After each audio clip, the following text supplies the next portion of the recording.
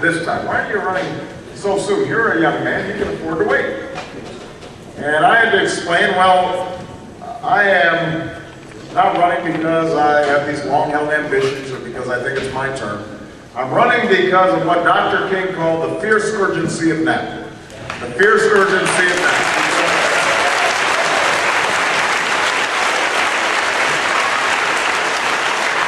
Because there's such a thing, I believe, as being too late. And that hour is almost upon us. This past week we marked the 5th anniversary of the war in Iraq. We have been fighting in Iraq longer than we were in the First World War, the Second World War, or the Civil War. We marked a sad landmark. 4,000 Americans dead, thousands more injured. It is costing us about $10 billion per month to fight this war. Just to give you some sense of perspective, with the money that we spent last year, we could provide a college scholarship to every young person in America.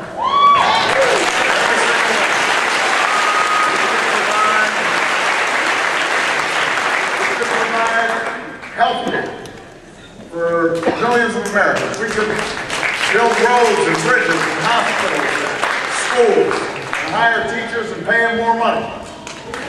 But that's not what we're doing. It's not just the war that makes this a defining moment. The economy is teetering on the brink of real chaos.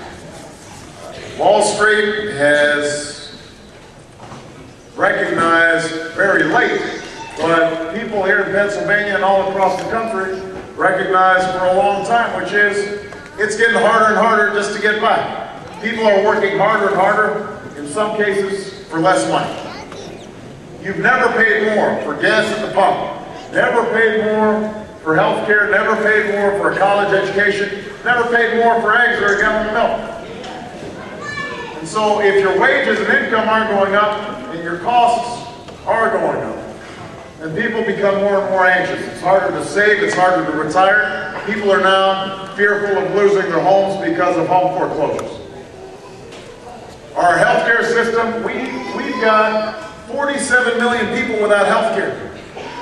And if you've got health care, what's happening? Your co-payments, deductibles, premiums, all have been going up. And our education system, despite the slogans, leaves millions of children behind, unable to compete.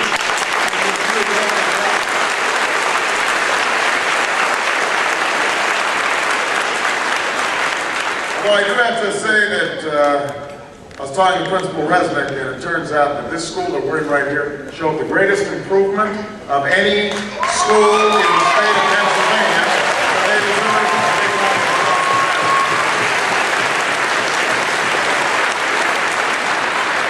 Here's the point, though. In such circumstances, we can't afford to wait. We can't wait to fix our schools. We can't wait to fix health care. We can't wait to deal with critical issues like energy. We can't wait to bring this war in Iraq to a close. We can't wait. We've got to act now. It was for the American dream to more people in America. But someone once said Washington's always the last to get the news. And frankly, you haven't seen Washington act in a bold way to deal with the hard times that many people are feeling. Today we're finally getting news out of Washington that something's wrong with our economy. The struggle working men and women have known for a long time has finally trickled up to Wall Street, and that's finally got the attention of the Bush administration, which announced some steps to try to deal with the mortgage crisis. But the question is, why did it take so long? Why did it take so long before George Bush spoke out?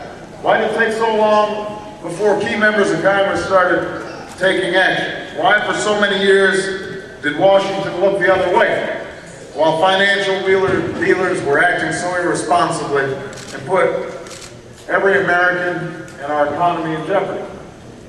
The reason's the same reason that for decades we haven't dealt with the growing healthcare crisis that's wrecking family budgets. It's the same reason that for decades, through Republican and Democratic administrations, we haven't dealt with the energy crisis, and we're now looking at $4 a gallon gas.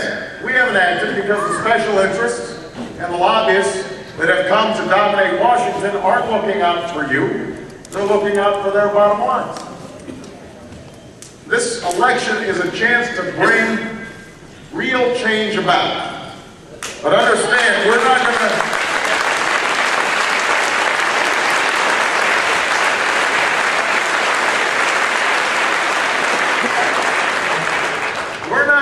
to bring about real change until you've got a president who recognizes that the system in Washington is broken and has to be fixed.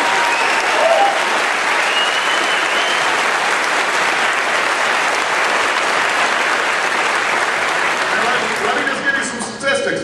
The mortgage lenders who helped to create this current subprime lending crisis spent $185 million lobbying to prevent reforms in predatory lending and deceptive practices that help to cause people now to lose their homes. The drug companies and the insurance companies over the last 10 years spent $1 billion, that's with a B, in lobbying to help serious health care reform. When Dick Cheney was put in, my cousin Dick Cheney, some of you know I was that was embarrassing.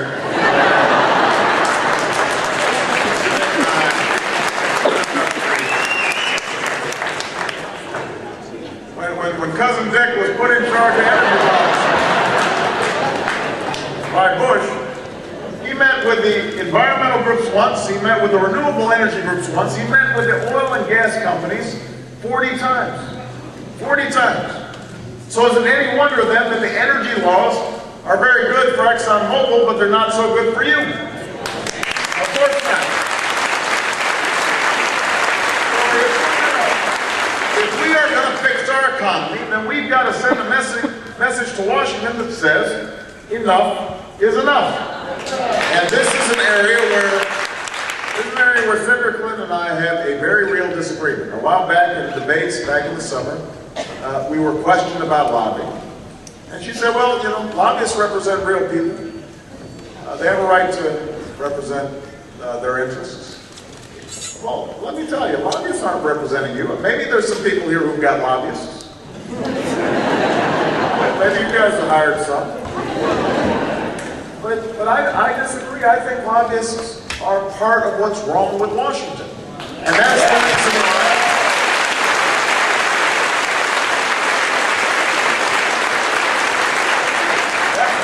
At the beginning of this campaign, I said, we're not going to take money from federal lobbyists. We're not going to take money from PACs. Senator Clinton has taken more than anybody, Democratic or Republican, because she doesn't think that's part of the problem. I think it's central to the problem. And people said when we announced we weren't going to take money from these folks, people said, well, how are you going to raise money? You can't win. You know what the answer was? It was you. You guys sent $25 checks. You sent $50 checks. We have more than 1 million donors like you.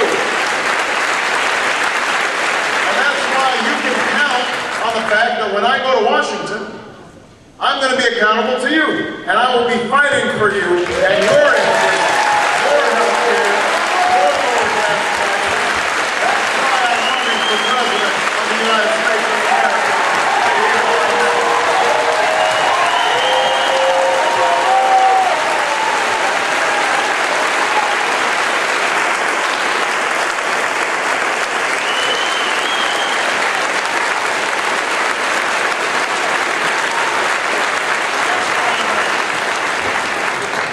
I believe in you.